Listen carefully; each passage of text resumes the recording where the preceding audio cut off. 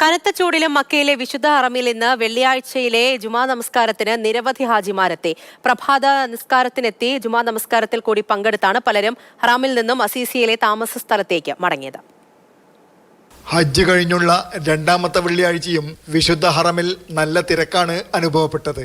പ്രഭാത നമസ്കാരത്തിന് എത്തിയ ഹാജിമാരിൽ പലരും ജുമുഅ നമസ്കാരത്തിന് ശേഷമാണ് താമസ സ്ഥലത്തേക്ക് മടങ്ങിയത്.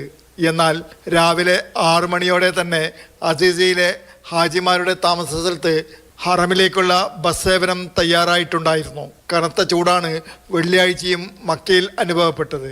നിസ്കാരം കഴിഞ്ഞിറങ്ങുന്ന ഹാജിമാരെ ബസ് സ്റ്റോപ്പുകളിൽ നിന്നും ബസ് കയറ്റുന്നതിന് ക്ലോക്ക് ടവറിന് താഴെയും അജിയാദിലും ഖുദായ് സ്റ്റോപ്പിലും KMCC വളണ്ടിയർമാർ സേവനവുമായി രംഗത്തുണ്ടായിരുന്നു. കടുത്ത വെയിലിൽ നിന്നും ഹാജിമാർക്ക് തണലേകാൻ കുട നൽകിയും കുടിവെള്ളം നൽകിയും പാദരക്ഷകൾ നഷ്ടപ്പെട്ടവർക്ക് അത് നൽകിയും KMCCയുടെ 100 കണക്കിന് വളണ്ടിയർമാർ ഹാജിമാർക്ക് തുണയായി.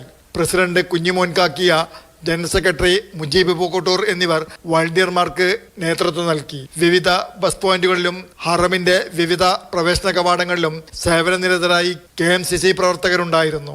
Jafar Ali Palakkode, Mathrubhumi news, Jeddah.